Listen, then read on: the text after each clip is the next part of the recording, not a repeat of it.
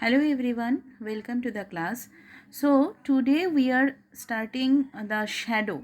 Before the classes already we have done how many types of the light it can be, means how many object it will be there. So today we will start see forming shadows of objects. So everyone write down in the copy how exactly are shadows, means how the shadows it will be formed. Okay, next.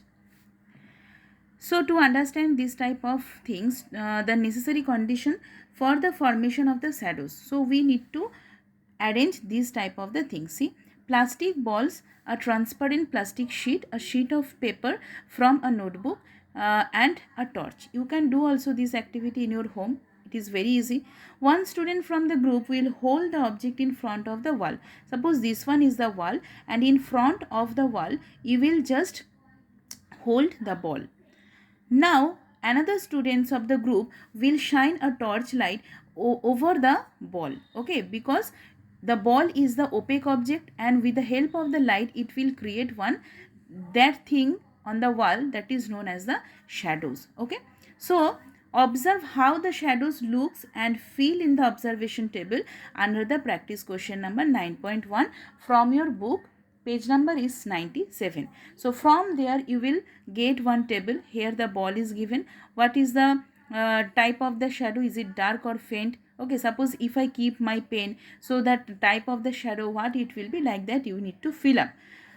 Ball, paper and the transparent sheet, here it has been given. So how you will fill up? Ball, it will be the dark, paper what is, and the transparent sheet. So with the help of this one, we need to allow this paper, then the transparent sheet, and with the help of the ball, how it will be. Suppose now the situation is ball, light and the wall. So three objects here it is given.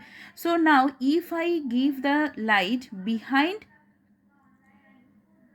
or you can say the object if I keep, yes, the object if I keep behind the torchlight, means actually we want to say that the shadow, how it will be formed. This one is the light and this one is the wall, where actually the shadow it will be formed. In between these two the object it should be there, but here where I have kept behind the torch, not front of it, so light will not fall on it. That means what? Light it is not falling, so the shadow of the object will be not formed. Okay, next. Necessary condition for the shadow formation. This is very important. The question can become, what the condition it will be necessary for a shadow? A source of light, an object and a screen. Here the source of light, it was the torchlight. An object, we have taken the bulb, and we have given the screen as the any opaque object it should be. Okay, and any opaque object such as a wall on the ground. Okay, it will form the shadow. This is only we have done already. Ball, it will be dark, paper if I keep in front of the wall, and if I give the light it will be the dark in shape, or the dark in shadow. Then transparent paper, faint. Why? Because transparent it will not give too much shadow, because opaque object it will be very hard, and opaque object means through the opaque object the light cannot pass. Am I right? So that's why ball and paper, though these are the opaque object, that's why the shadow of these type of objects it will be dark. This is only the conclusion when light is completely blocked. Okay, this is the activity. Whenever light is completely blocked, a dark shadow is formed.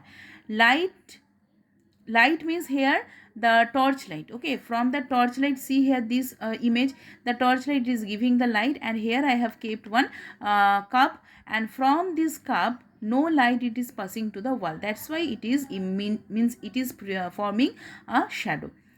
Like in the case of the light striking the opaque object. When the light is not completely blocked, that means like a faint. In case of the transparent or the translucent, it will be like in the case of the light striking translucent or the transparent object. Okay, so what you will write down in the copy, types of the shadow. If you keep the opaque object, how the shadow it will form, you need to draw also. And if you keep the transparent or translucent, then how the shape of the shadow it will be formed. It will be faint shadow, and in case of the opaque it will be the dark shadow. Okay, here one question has been given, is there any difference between the shadow of a pink flower and that of a yellow flower? Suppose if you have the yellow flower and the pink flower, so according to the color, what you are thinking, is there any difference? Don't write this one again, I am suggesting don't copy, so write by your own choice. Okay, first you need to know how the difference it will be. But here this the flower means pink or yellow, there is no color difference. Okay, because the shadow it will not depend on the color. So if it will be opaque object, then it will be dark. If it will be translucent or the transparent, it will be faint in shadow. Okay, so write in the copy this question. So now we are going to see one video related with this light or the shadow. Okay, so let's start.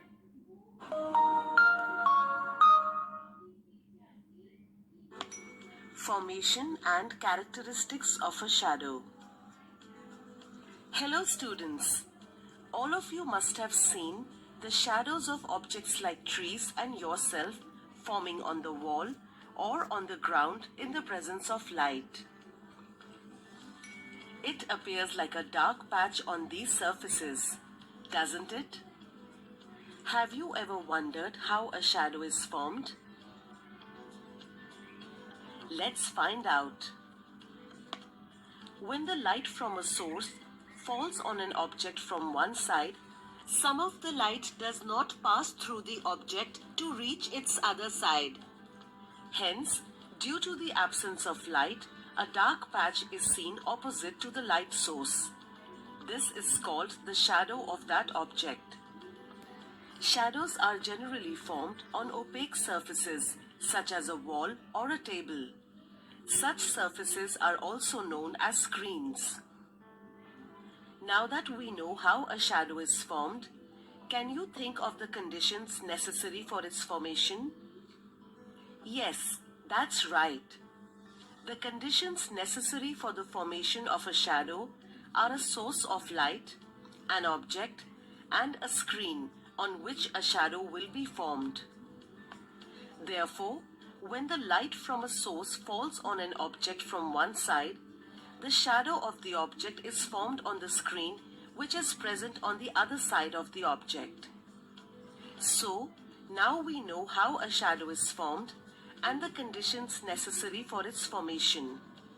Let's understand the characteristics of a shadow. One of the characteristics of shadows is that they are always formed in the direction opposite to the source of light. This means if the source of light is behind the object, then the shadow will be formed in front of the object.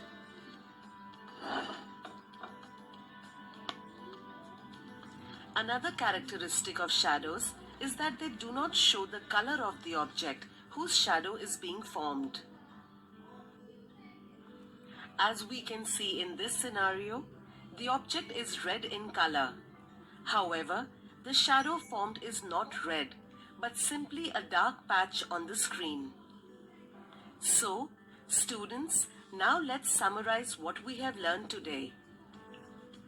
When the light from a source falls on an object from one side, some of the light does not pass through the object to reach its other side. Hence, due to the absence of light, a dark patch is seen opposite to the light source. This is called the shadow of that object. The conditions necessary for the formation of a shadow are a source of light, an object, and a screen on which the shadow will be formed. The characteristics of shadows are that they are always formed in the direction opposite to the source of light, and they do not show the color of the object whose shadow is being formed. Thank you. Happy. So students, you will write down a question. Write the characteristic features of the shadow. Okay. From the video you will get your answer. Now we are going to the second thing, that is the how the factors it will be affecting of the size. Whose size? The shadow. So factors affecting the size of the shadow. Which condition or which factors it will be needed to change the size of the shadow. Next. In groups, follow the steps and do the experiment. Write your observation in the table given in the practice question 10.1 from the SB 16. What is the activity? Since a torchlight on the object or the ball to form its shadow on the wall. Already we have done this activity. Now move the torch close to the ball. That means we are moving the torch in front of the ball. Note the change of the shadow. You observe in the size of the shadow. If you do this activity, then whatever the observation you will be writing in the copy. When the light source is in front of the object, then what it will be the shadow. Now the next is the change. You will understand if you move the torch far from the ball. That means we are taking away the torchlight from the ball. So what will be the observation? Like that you need to write. Note your observation here. Next, if you keep the torchlight just means in the top of the ball, means from the above, you will just means suppose if it is the ball, then I am holding the torch like that, means from the upper side, from the top side, then how the shadow it will be formed in the wall. That is also you will write down when the light source is directly above the object. Then now the place the torch in the angle. Suppose if it is the torch, my pen, then I am placing the torch like that, so that the light it will come with the angle. Then how the object shadow it will be formed. When the light source it is at an angle from the top, then what is the observation? When the light source is front of the object, then what is the thing? It will be the bigger in size. Okay, and where the light source it will be far away, then the object shadow it will be very smaller. Okay, when the light source is directly above the object, then what it will be? The smaller. Okay, just whenever we are keeping the torchlight above, just stop. When the light source is at an angle, then the image object it will be, or the object shadow it will be bigger in size. Okay, the size of the shadow depends on the distance between the source of light and the object. So from this activity what we have understood, that from the object size or how you will place the torch light, depending on that the object shadow also it will be changing. Suppose if you keep the torch light in front of the object, okay, then the size of the shadow it will be bigger, whereas the object size is same, but if you keep the torchlight far away from the object, it will be in smaller in size. Okay, so these two things you need to remember. And when the distance between the object and the source of decreases, the shadow becomes larger, and vice versa. Okay, same thing, size of the shadow. So then size of the shadow is depending or determined by the angle at which light falls on it object and the position of the light source. If you keep this angle, see how the object it will be formed. Again you keep the angle, then the large view we were seeing, and if you keep the torchlight just straight line from the angle only, but you straight line, but it will be smaller than the second picture. The shadow of an object is shortest if the light falling on it directly overhead. That is only I am telling. Overhead means so much angle the image of the shape or the object shape it will be bigger, but whenever it will placed directly or straightly, the shadow image or the shadow, whatever I can say, the size of the shadow it will be smaller. Okay, this is the thing. Summarize, the size of the shadow depends on the distance between the source of the light and the object. When the distance between the object and the source of light decreases, the shadow becomes larger, and vice versa. The question may come from here. When the distance between the object and the source of the light, if it is decreases, then the shadow how it will be changes, or if it will be increases, means the light source and the object distance, okay, between the two distance, if it will be increases, then how the shadow it will be changes. Okay, so like that it will be known as the factors affecting the size of the shadow. Now students, one new thing we will do today, pinhole camera. So if you have these type of the things, just you need to do this activity in your home. The aim of this activity to make a pinhole camera and observe the nature of the image formed by it. What were the materials needed for this or for making a pinhole camera? A cardboard box obviously means it will be wasted things, automatically it will be available in your room. Translucent paper means you can use the butter paper also. Black paper, a pair of scissors and the glue. So what we need to do, first we need to cut out the upper portion of the box, that is the cut out a square from the top of the box with the help of the scissor.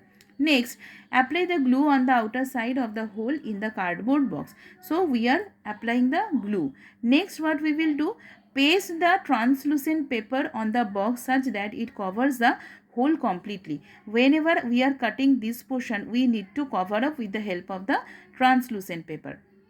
Now if you take the box like that and a black paper you need to bring, cover the remaining side with the help of the black paper. Okay, means we except this white side, all the side you need to cover with the black paper like this.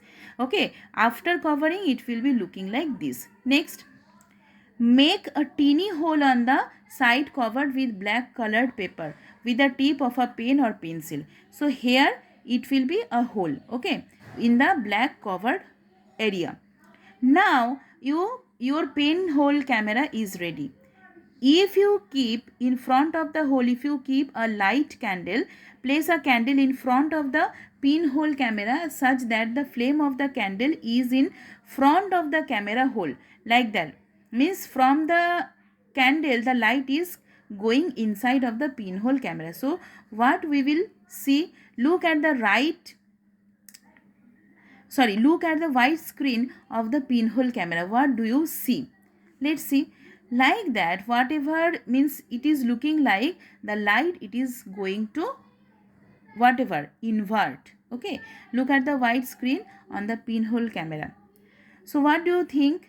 This is the image formation through a pinhole camera. When the light rays, see this one very carefully. Suppose if it is the object, it is a balloon. So pinhole camera, whenever the light it is entering through this hole, it will create. Suppose if it is the front portion or the upper portion, it will direct go here, and from the lower portion or from the this portion, this is the lower portion, it will directly go like that. So this one it will be inverted here and this one it will be going here. So upper portion automatically it will be in the lower side, and here the lower side it will be automatically it will be the upper side. So what is the image formation? It will form an inverted image of the object on the screen. So this is only today's class. Everyone write down this what is the pinhole camera and how we will make this one. Okay, next day I will ask the question from this chapter. So still that you stay tuned. Bye everyone, have a nice day.